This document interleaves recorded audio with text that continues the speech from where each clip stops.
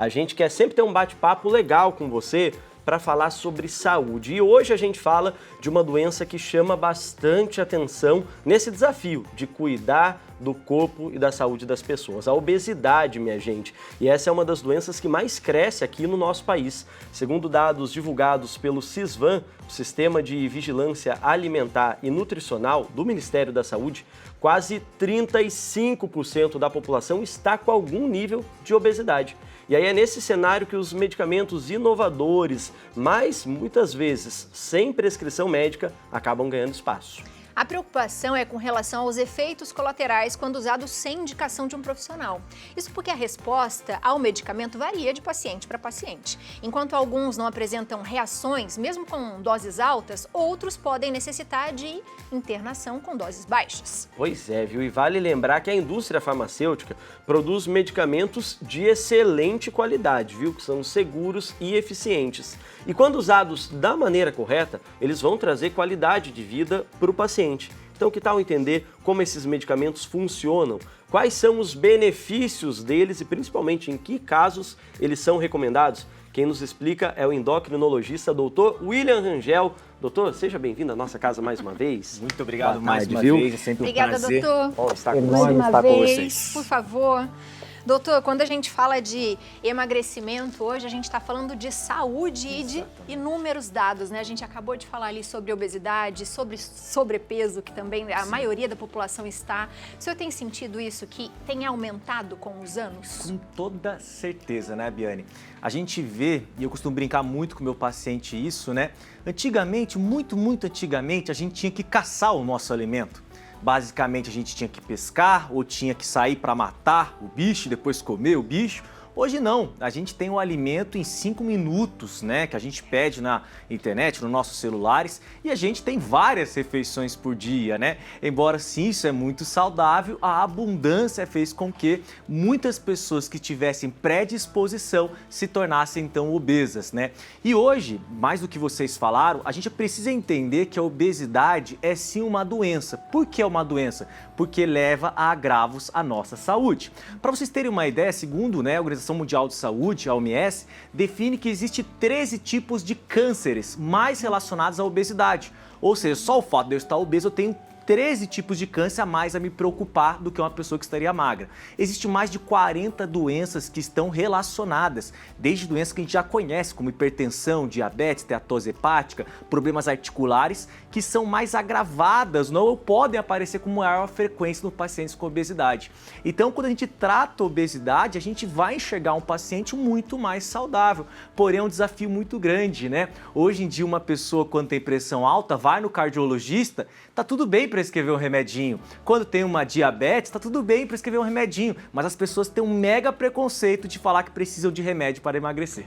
Isso é verdade. E doutor, quando a gente olha para públicos que sofrem com essa doença, existe um grupo que é mais recorrente entre homens e mulheres ou entre faixa etária? Ou hoje a gente pode dizer que tem quase que uma epidemia geral da obesidade? Hoje podemos dizer que quase uma epidemia geral. Antigamente era muito mais em adultos, mais em mulheres especificamente, agora não tanto, né? Agora a gente tem visto, inclusive, né, as próprias medicamentos para o emagrecimento têm sido expandidas para o público infantil.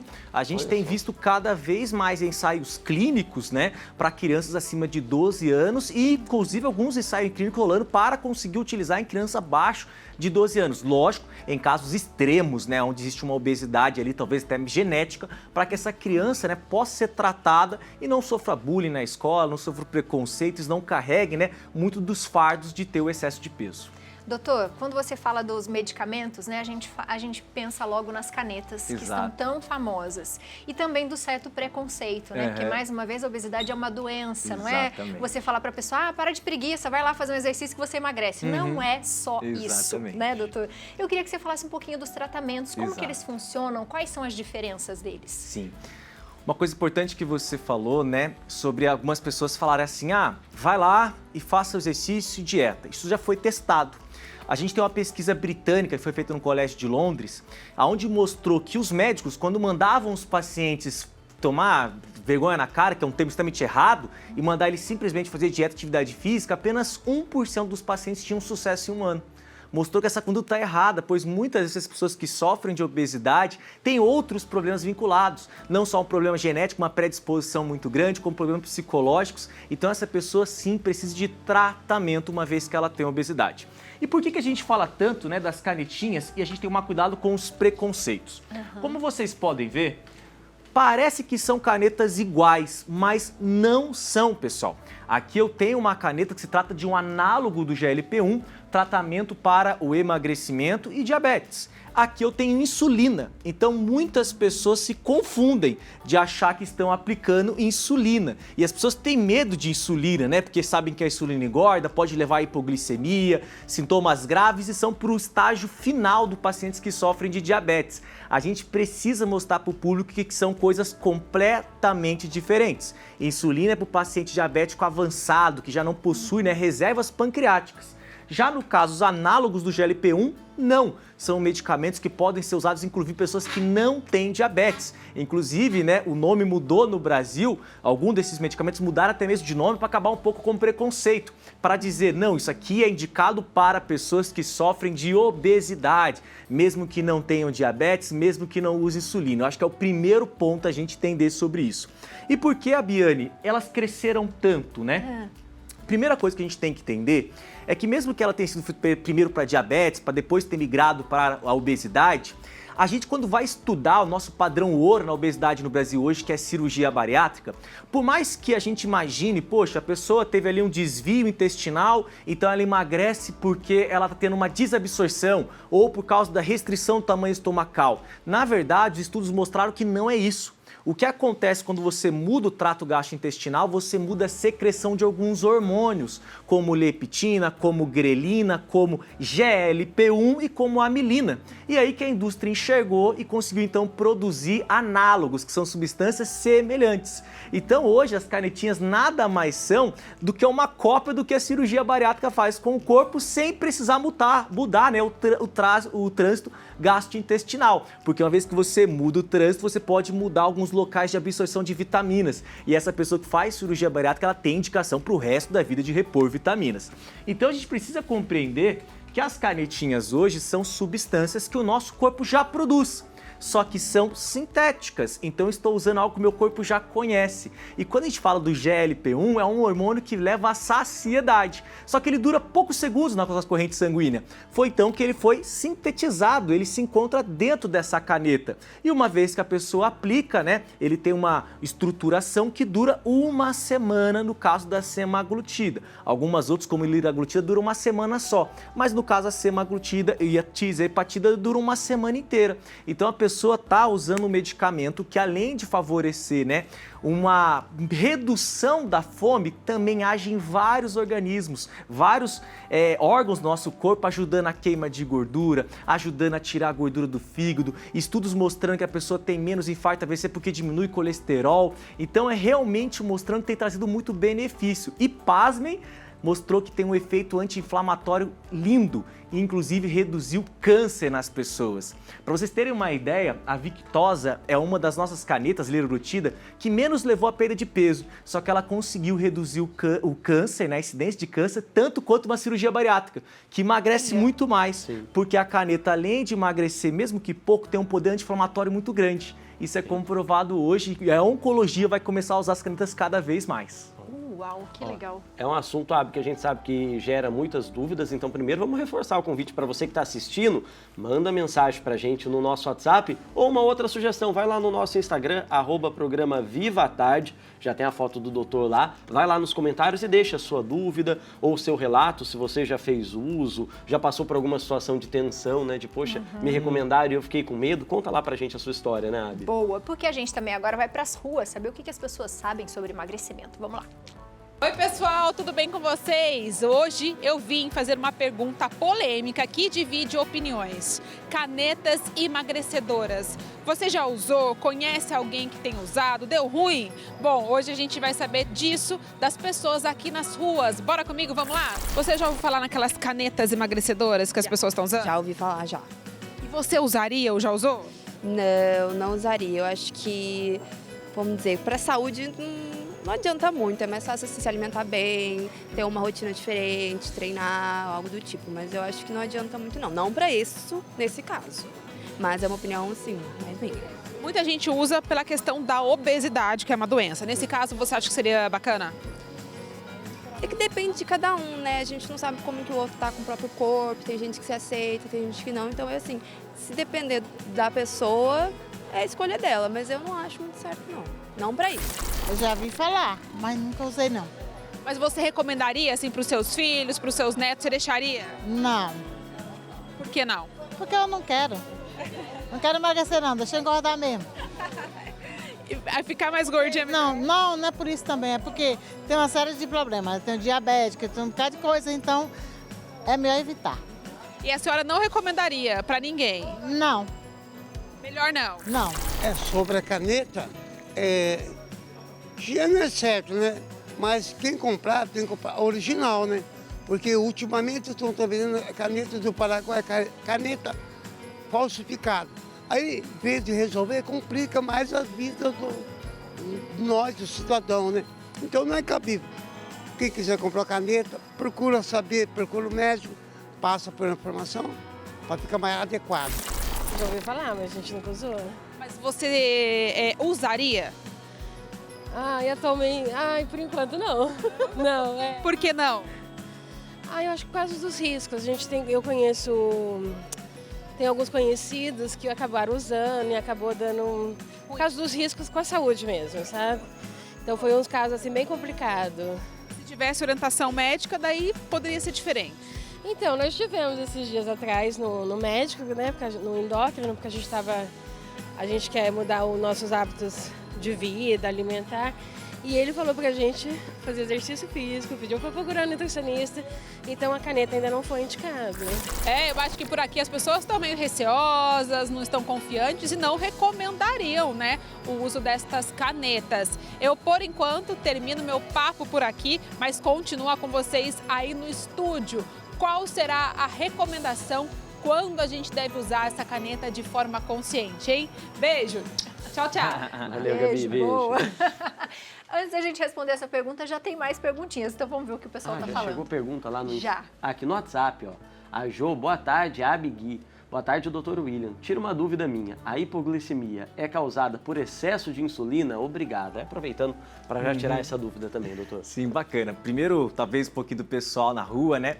É muito comum, né? A gente fala de remédio hoje e as pessoas costumam vincular o remédio como algo que faz mal.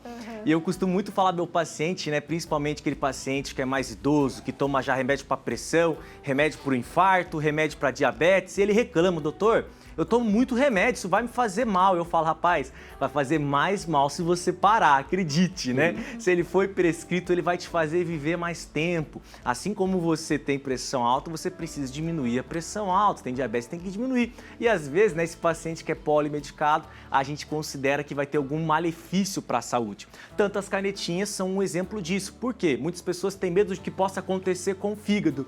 E na verdade, essas canetinhas são usadas para tratamento do fígado. Elas tiram a gordura do fígado, fazendo a pessoa ter um fígado mais saudável, né? Então o fígado, ao ver o medicamento, vai ficar feliz e não triste, né? Triste. Mas a gente lógico, a gente sabe que é da população nossa ter esse medo e a gente precisa cada vez mais disseminar mais informações. Sobre essa paciente, né? Sim, a hipoglicemia ela é causada pelo excesso de insulina. Porém, é muito raro uma pessoa que tem algum tumor pancreático que produz excesso de insulina. O que acontece muito mais frequente é que a pessoa que tem diabetes, ela faz uso de remédios, né, que vão induzir e estimular a produção de insulina ou aplicar a própria insulina. Aí, no caso, essa produção de insulina pelos medicamentos da diabetes, né, que a gente chama de sulfonilureias, podem causar hipoglicemia por aumentar a insulina em alguns momentos do dia que a pessoa não está alimentada, assim como a pessoa aplica insulina. Então, sim, se a pessoa usa insulina, usa medicamentos para diabetes, está tendo hipoglicemia, é devido ao excesso de insulina, ela deve conversar com o seu médico para que possa diminuir, então, as dosagens. Boa. Tem perguntinha no Instagram também. Da Juju, uma dúvida, se parar de usar a caneta, engorda tudo novamente? Boa, Juju! Essa é a dúvida de todo mundo, né? Eu costumo falar o seguinte, gente, novamente, como eu falei para vocês da cirurgia bariátrica, eu tento explicar isso muito para o meu paciente.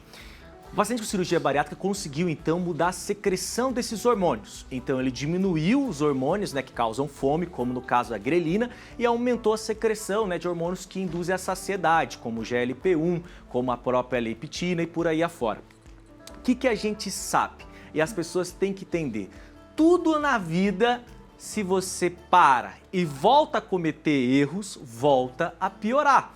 Então, eu costumo falar meu paciente, deixa eu te perguntar uma pergunta. O que fez você engordar? Ah, doutor, foi tomar 2 litros de refrigerante por dia. E aí você usa a caneta, você emagrece. E depois do tratamento, o que vai acontecer se você voltar a tomar 2 litros de refrigerante por dia? Você vai voltar a engordar. A caneta, uma vez que você fez uso por um período específico de tempo, não vai blindar o resto da sua vida. Agora, o que eu vejo no meu consultório é que muitas vezes a pessoa com obesidade, ela está desmotivada. Ela não consegue. Depois que ela consegue se ver magra, se ver feliz, isso vai servir, né, como incentivo para ela mudar. Então, as mulheres ligam para mim no consultório, doutor, eu não quero mais engordar. O que eu faço? O que você falar, vou fazer. Não é para tomar refrigerante? Então não vou tomar refrigerante. É para fazer exercício físico? Eu vou fazer exercício físico, porque eu estou muito bem do jeito que eu estou agora. Então, muitas vezes, a gente precisa entender que algumas pessoas precisam dessa motivação. Mas é importante a pessoa ter ciência. Sim, se eu parar e voltar para o estilo de vida errado, eu vou engordar. Mas se eu parar e ter um estilo de vida saudável, principalmente com atividade física, que é o maior fator que vai fazer a pessoa se permanecer magra, ela não vai voltar a ganhar peso. Boa, doutor. Existe uma contraindicação? Tem pessoas que não podem tomar? Sim, existem umas contraindicações, porém, graças a Deus, são muito poucas, né? A gente sabe que as canetas podem, né, diminuir o nosso trânsito gastrointestinal. Tem pessoas que sofrem de refluxo grave e essa pessoa, uma vez que aplica a caneta sem orientação médica, vai sofrer muito mais, porque além de piorar o refluxo, ela vai manter durante várias e várias horas o alimento dentro do estômago. Existem algumas contraindicações também em pessoas acamadas, pessoas idosas, que podem perder massa magra durante o processo. Então, às vezes, a gente precisa medir, né, os benefícios e riscos. Por exemplo, uma pessoa idosa que não faz atividade física, quer perder aquela barriguinha, mas ela vai perder junto com a barriguinha muita sua massa magra, que é extremamente importante para a sua saúde. Então, isso a gente tem que levar em consideração. Existe também uma indicação de bula para que você não use em pessoas que têm uma espécie de câncer raro na tireoide, que é o câncer medular de tireoide, pois em roedores mostrou aumento da incidência, mas não mostrou isso em adultos, tá? Em humanos. Mas a Anvisa fez com que tivesse na bula, então, essa contraindicação, porque apresentou mais em roedores. Boa. Perfeito.